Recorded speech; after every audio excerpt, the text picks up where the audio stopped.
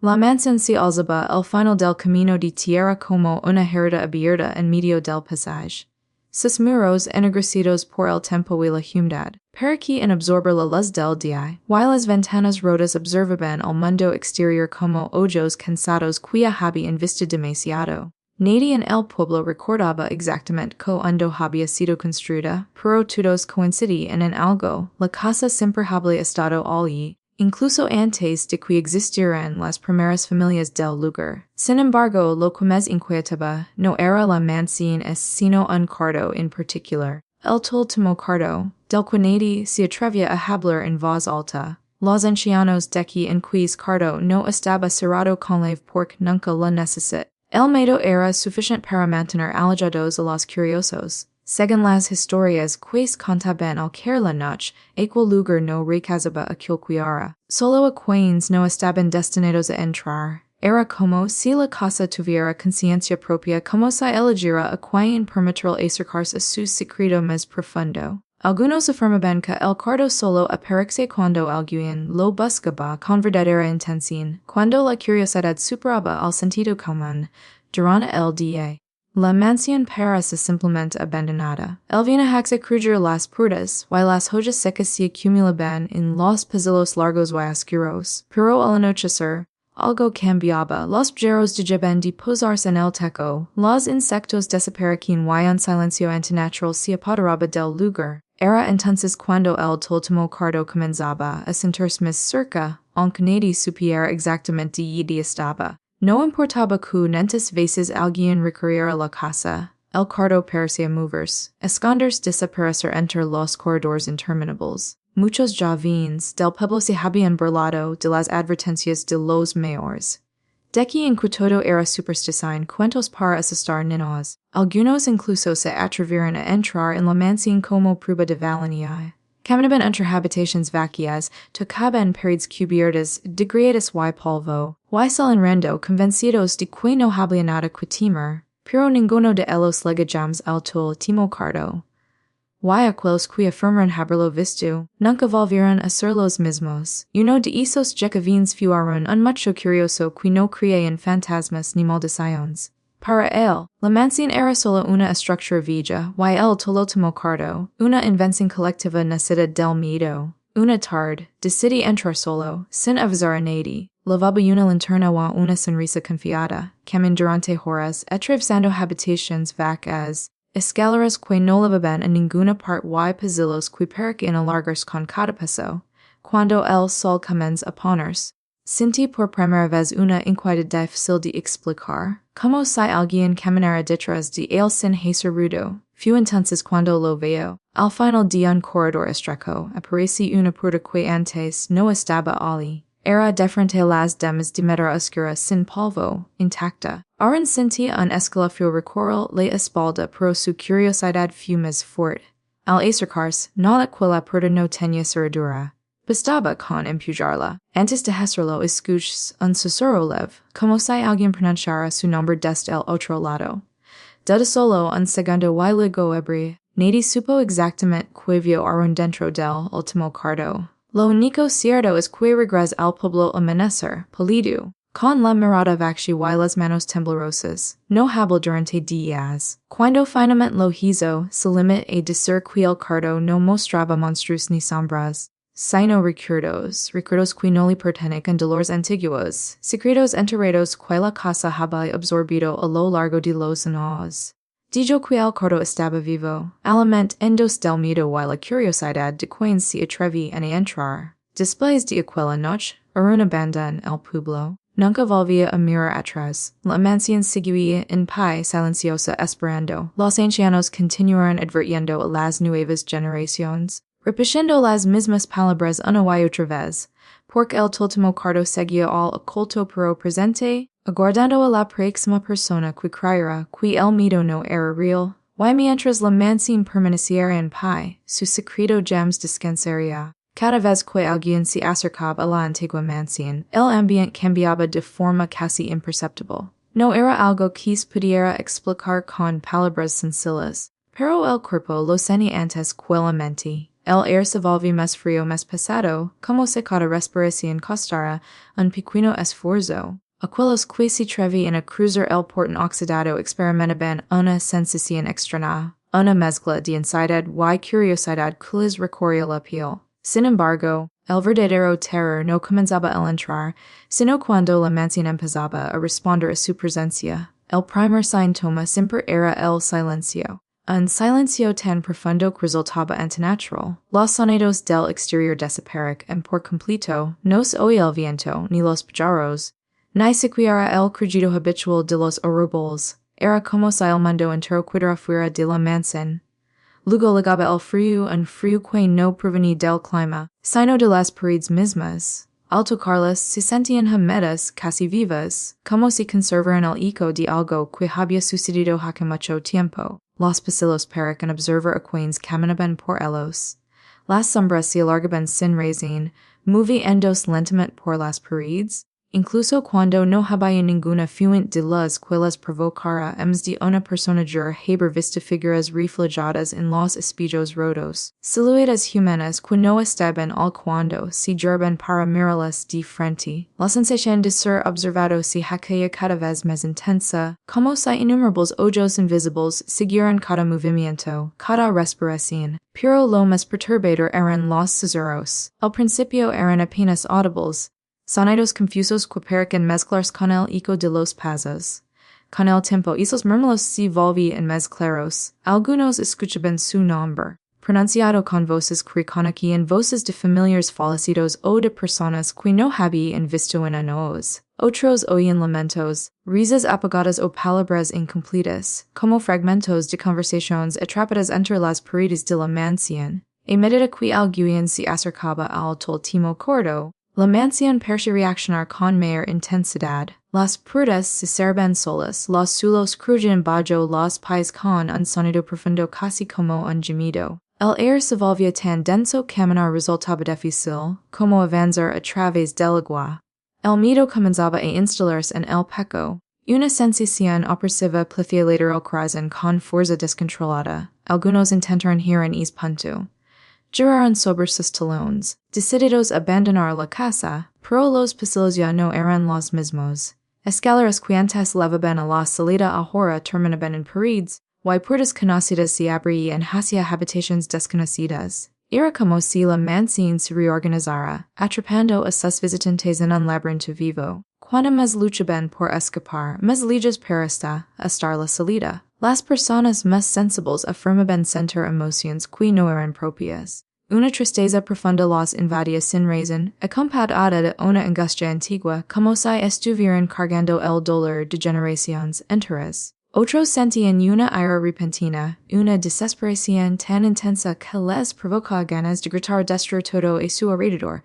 La mansión no solo mostraba miedo, sino que lo despertaba, lo alimentaba, lo amplificaba. Cuando finalmente el último cuarto se hacía presente, la sensación era imposible de ignorar. No siempre aparecía la misma forma ni en el mismo lugar, pero todos coincidían en que su cercanía se sentía en el alma. El frío se volvía insoportable. Los susurros se transformaban en un murmullo constante y la presión en el pecho hacía difícil incluso respirar. Frente a esa puerta, muchos perdían la voluntad, incapaces de avanzar o retroceder.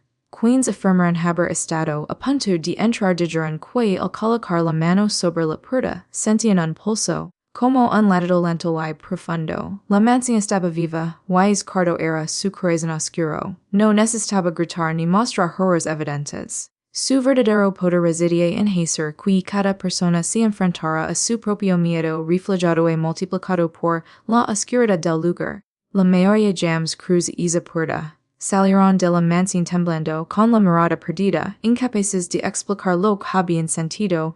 Durante noches enteras, soaron con pasillos interminables y voces, que los llamaban desde la oscuridad.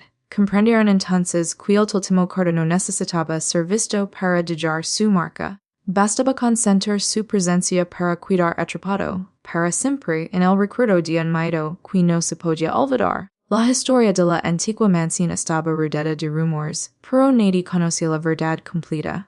Solo si hablaba en sinceros, como si pronunciar ciertos detalles en voz alta pudiera despertar algo dormido. Según los registros más antiguos del pueblo, la mansión había pertenecido a una familia poderosa, respetada y temida a la vez. Eran conocidos por su riqueza y su influencia, pero también por su aislamiento. Rara vez se les veía fuera de los muros de la casa, o cuando lo hacían, evitaban el contacto visual, como si cargaran un piso invisible sobre los hombros. La noche en que la tragedia ocurrió, el cielo estaba cubierto por nubes oscuras while era sofocante. Los vecinos recordaban haber oído gritos lejanos, mezclados con el sonido de puertas golpe, nos y pasos apresurados. Sin embargo, nadie se atrevía a acercarse. La mansión siempre había impuesto respeto y miedo, y esa noche no fue la excepción. Al amanecer todo quedó en silencio. Demasiado silencio. Cuando finalmente algunos hombres valientes cruzaron el portón, la casa estaba intacta, pero la familia había desaparecido por completo. No había señales de lucha ni rastros de sangre. Las habitaciones estaban ordenadas, los muebles en su lugar, la mesa del comedor puesta, como si dos se hubieran levantado, de repente y se hubieran ido sin mirar atrás. Solo un detalle rompía esa calma inquietante, una puerta al final del pasillo principal estaba entreabierta. Nadie recordaba haber visto esa puerta antes. Con el paso del tiempo, el pueblo comenzó a asociarla con la desaparición lam indola el último cardo. Las investigaciones oficiales no llegaron muy lejos. Se habló de secuestro, de haida, incluso de conspiraciones, pero ninguna explicación encajaba del todo. Los documentos se perdieron. Los expedientes quedaron incompletos y poco a poco, el caso fue olvidado por las autoridades, no es por los habitantes del pueblo. Para ellos, la mansión se convirtió en un símbolo de advertencia, un recordatorio de que había cosas que no debían ser perturbadas. Con los años, comenzaron a surgir testimonios extraños.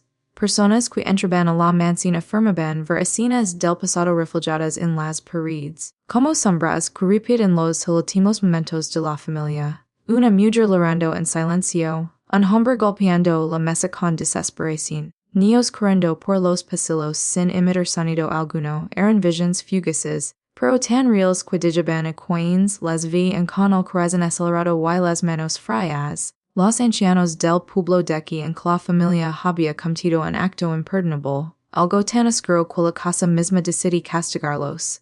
Según esa versión, el último cardo no era un simple espacio físico, sino un lugar creado por la culpa y el sufrimiento acumulados. La noche de la tragedia, ese cardo habría despertado, reclamando a todos los que estaban dentro de la mansión como pago por sus pecados.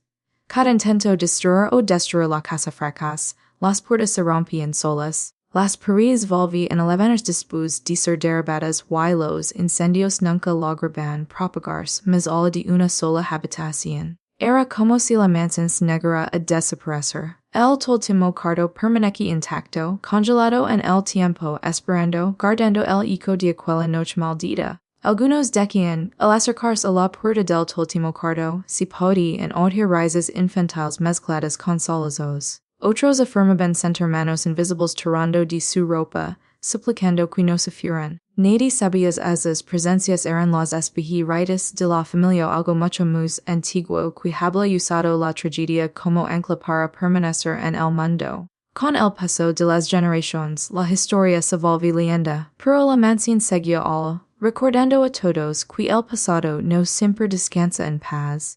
Y el último cardo se convirtió en un símbolo del castigo eterno, un lugar donde el tiempo no avanzaba y donde la familia desaparecida seguía existiendo de una forma retorcida atrapada entre la vida y la muerte. Y así, la mansión continuó en silencio, cargando con una tragedia que jamás encontraría descanso. Durante años, muchos creyeron que el último cardo ocultaba un objeto maldito, un espíritu vengativo o algún tipo de entidad oscura esperando ser liberada. Sin embargo, quienes se acercaban lo suficiente descubrían que el verdadero terror no estaba en lo que habitaba dentro, sino en lo que el cardo era capaz de mostrar. La puerta no conducía a un espacio común, era un umbral hacia lo más profundo del alma humana. Cada persona que se tenía frente a ella sentía una presión invisible, como si el cardo leyera sus pensamientos, sus recuerdos y sus miedos más íntimos. Cuando alguien finalmente se atreve a entrar, no encontraba monstruos ni sangre, sino una habitación extremadamente simple. Las paredes parecían cubiertas por una neblina suave, while el aire estaba cargado de un silencio absoluto. Poco a poco, las imágenes comenzaban a formarse. No eran visiones al azar, sino fragmentos de la propia vida del visitante. Errores cometidos, palabras nunca dichas, decisiones que habían cambiado destinos. El cuarto no juzgaba, solo mostraba la verdad desnuda, sin compasión ni consuelo. Mucas caen de rodillas al verse reflejados en esas escenas. Algunos revivían momentos de culpa que creían olvidados, otros se enfrentaban a miedos que jamás se habían atrevido a aceptar. El cuarto parecía alimentarse de esas emociones, intensificándolas hasta hacerlas casi insoportables. El tiempo perdía sentido al dentro, minutos podían sentirse como horas y horas como una eternidad. Sally no siempre era tan sencillo como entrar, la mansión observaba en silencio. Cada suspiro, cada lágrima derramada en el último quedaba grabada en sus paredes. Aquellos que lograban salir lo hacan transformados. Sus miradas cambiaban. Sus voces se volvían más bajas como si livieran un piso invisible sobre los hombros. Algunos nunca volvieron a hablar de lo que vieron, mientras que otros intentaron advertir al mundo solo para ser ignorados o tratados como locos. Hubo quienes no soportaron lo que el cuarto les mostró. Si de que esas personas simplemente desaparecen, absorbidas por la mansión, convertidas en parte de su memoria eterna. Sus pasos se unían a los susurros, sus sombras a las que se movían por los pasillos. El último cuarto no necesitaba cerraduras, retenía a quienes no podían aceptar la verdad sobre sí mismos. Con el tiempo, la leyenda se extendía más al del pueblo. Viajeros curiosos a buscadores de lo paranormal comenzaron a llegar, atraídos por la fama de la mansión. Algunos grabaron videos, otros tomaron fotografías, pero ninguna prueba logró capturar la esencia del último cuarto. Porque su poder no podía registrarse, solo podía sentirse. Y cada persona lo sentía de una manera distinta. Finalmente una noche la mansión fue visitada por alguien diferente. No llega con curiosidad ni desafío, sino con resignación. Era una persona cansada de ir de su pasado, alguien dispuesto a enfrentarlo todo. Entró al último cuarto sin temor, aceptando cada recuerdo, cada error y cada miedo que el lugar le mostró. Por primera vez, el cuarto permanecía en silencio. No hubo susurros, no hubo presión, solo calma. Al amanecer, la mansión cambia. Las sombras se disiparon, el aire se volvió ligero while el silencio opresivo desaparecía. Y el último cuarto se cerró para siempre, convirtiéndose en una habitación común, vacía sin poder. La persona que había entrado sale al sol nationwide abandonan, el pueblo sin mirar atrás. Desde entonces, la mansión quedó en ruinas definitivas, perdiendo poco a poco su presencia inquietante. Termina la historia del último cuarto no con destrucción ni gritos, sino con la aceptación de la verdad, demostrando que el miedo más grande siempre vive dentro de nosotros mismos.